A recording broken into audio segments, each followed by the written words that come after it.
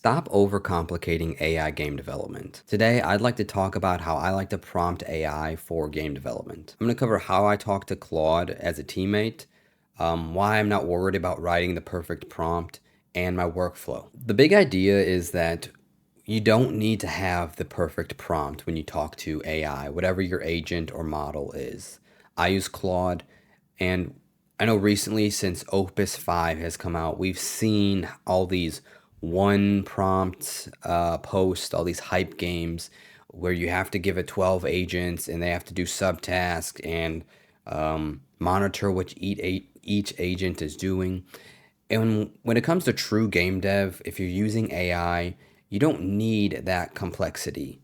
Maybe it's nice, maybe it works out for certain systems if you're on the max tier of Claude.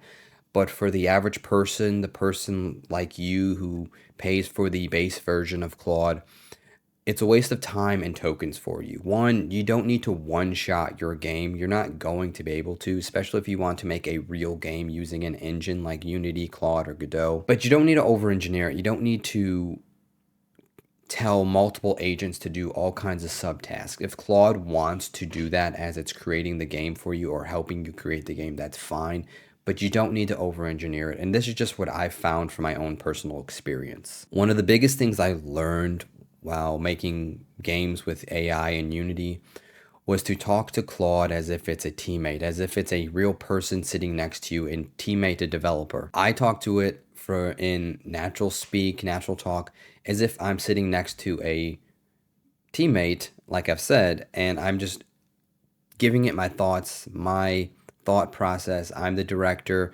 This is what I'm relaying to the developer and what I want them to do. So for my first prompts, usually when I'm just starting the game, I like to start in plan mode and I like to just word vomit at Claude. I like to give it as much information as possible so it has a really good understanding of what the game is supposed to be like. Not to one-shot the game, but to have a better overall picture of what systems are supposed to work together, what art style I'm trying to go for. This helps when Claude is planning it. It can know how deep to go into certain systems, how to build certain systems out, what special systems it should make.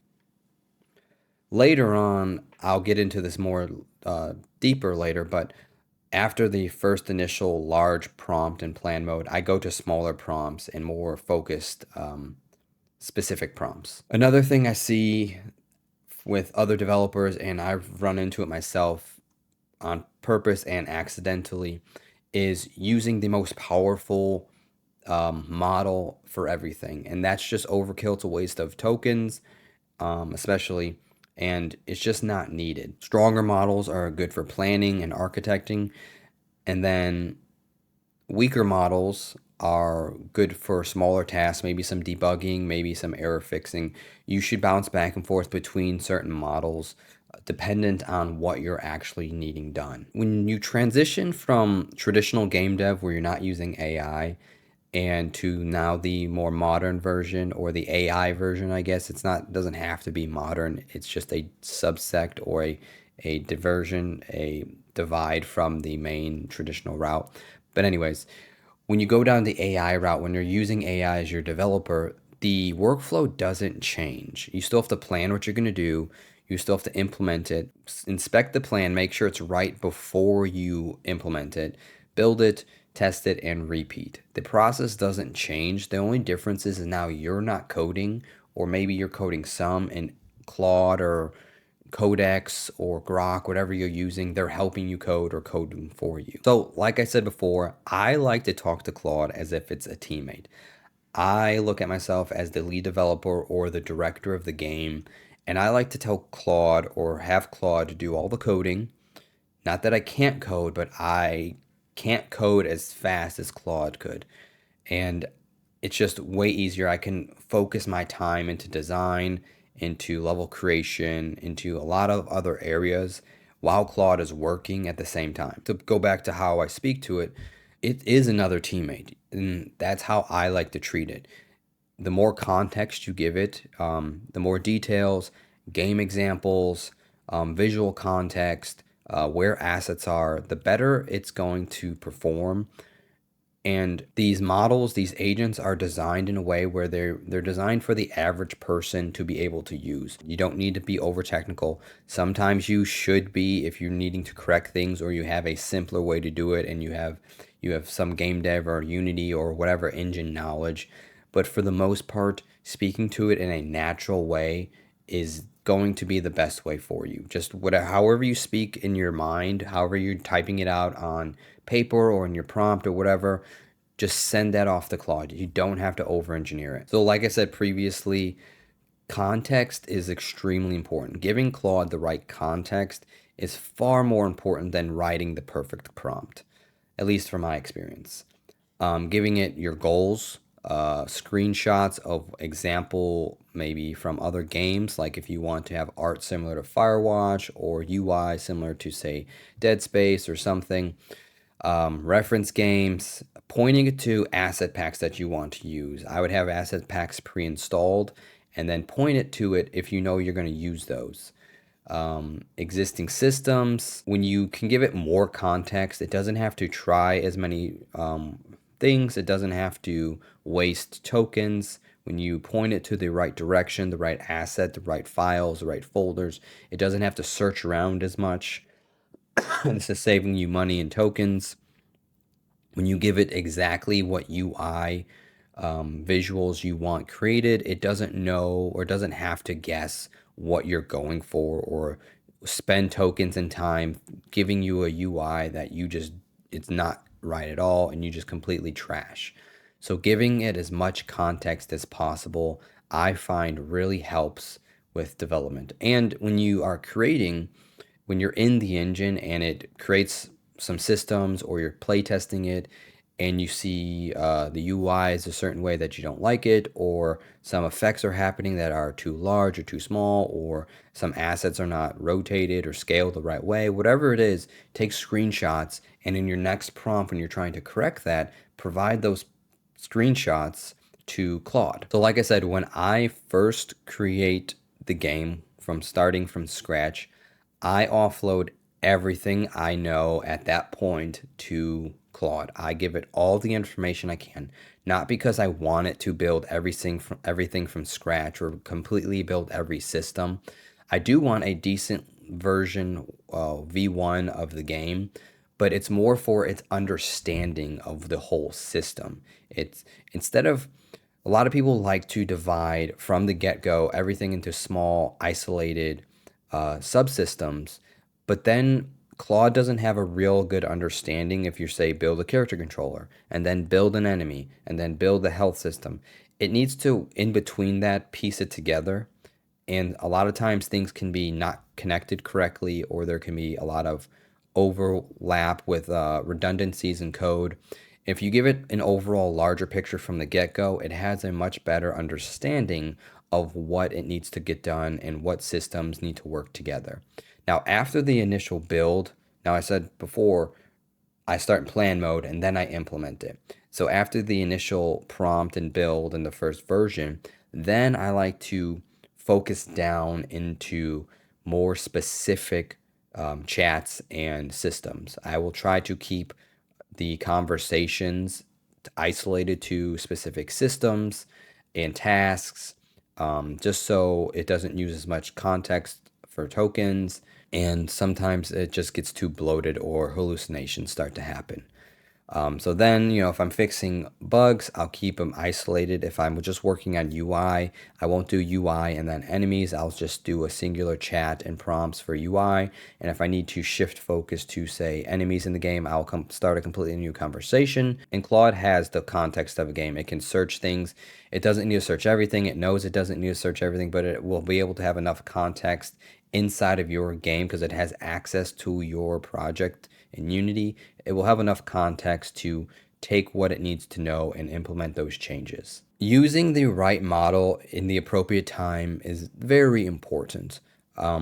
Sometimes I'll implement or I'll throw a task out and I'll look and it's the most powerful model that you can use, and I mistakenly didn't switch the model to a simpler or a weaker or a faster model that doesn't use as many tokens. Sometimes that happens and you just have to deal with it. Just, I mean, you can stop it, I guess, but or you can let it run its course. It'll just get it done with that much faster. But for the most part, you don't want to be using, say, the current version today, Opus 5, I think is the best model out there for Claude available to the public.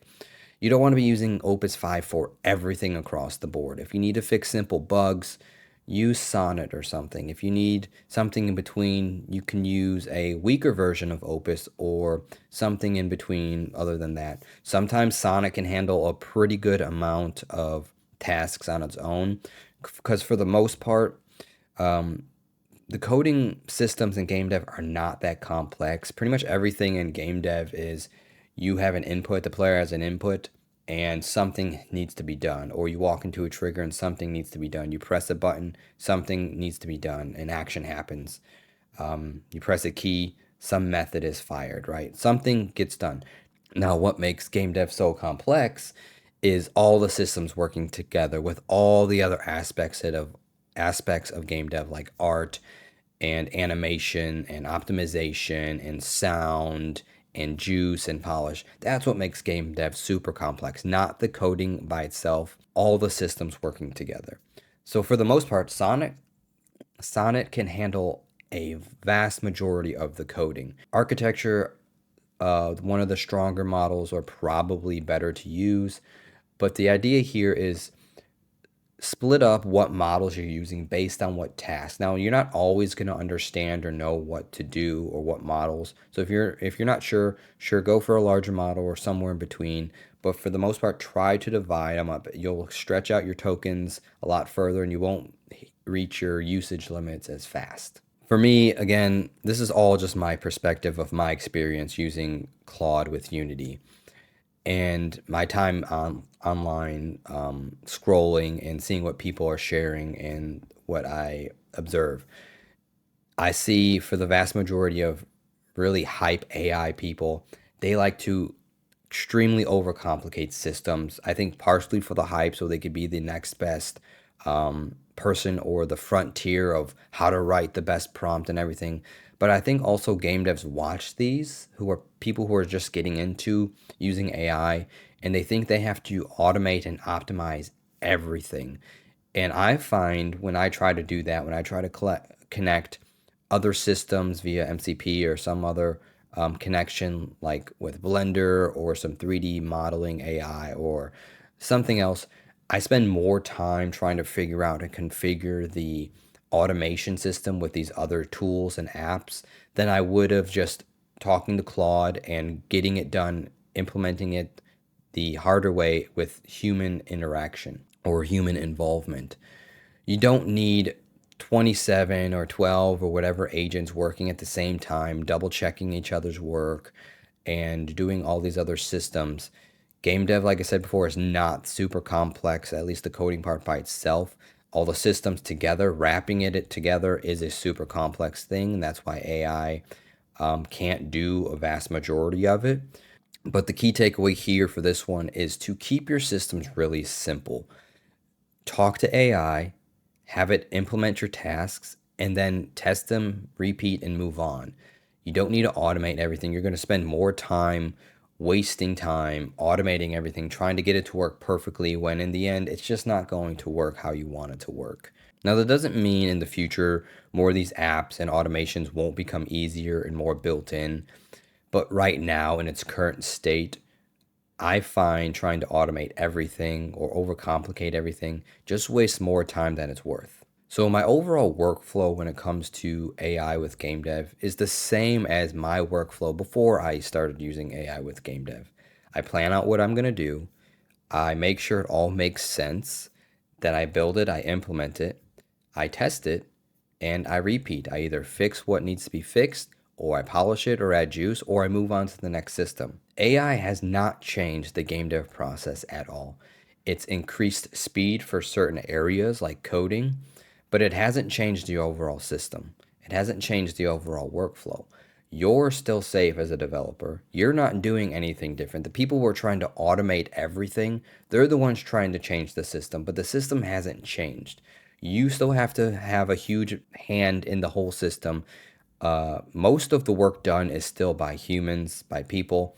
It's not done by AI. That's why all these people can push out all these web games, these prototypes, these tech demos, using the latest model of AI with the spending hundreds of dollars in tokens in a single night, and they haven't produced anything significant or anything that's actually commercially available on platforms like Steam, because it still takes a vast majority of human interaction to make games. You are still the main person, the main director, the main developer in your project. The system hasn't changed. You still have to plan, implement, test, and repeat. Nothing has changed besides you are giving AI some of the tasks in between now. Overall, the key takeaways are: talk to AI, whatever model you're using, whatever agent or LLM you're using. Talk to it as if it's another teammate on your team. You don't have to be complex. You don't have to worry about saying the wrong thing. Just talk to it as you're talking to your friend. Give as much context as you would. That is far more important than over engineering your prompt, telling it what systems to do and when to do it. Context beats over engineered prompts every day. I like to start with the big picture, and then I break it down to smaller systems once that first version is out. Try to match the model with whatever you're doing. Some tasks don't require as strong or powerful as models, and you don't want to waste those tokens or the usage, so try to match the model for the appropriate task. And remember, the systems haven't changed for game dev. The overall workflow hasn't changed. You still have to do everything as you normally would pre AI. You still have to plan, test, implement, test again, and repeat, right? You still have to do everything that you normally would. Now AI is just helping you along that process. So I appreciate you watching. I hope you got something out of this video. If you want, comment below on what AI projects or what AI game dev projects you're working on and how you're using AI in your systems. And if you're looking for a more in-depth version or explanation on my AI workflow in the systems I use, I created an AI game dev community to help people like you understand the full potential of AI in game dev and how to make real games with it. So thanks for watching, and I'll see you next time.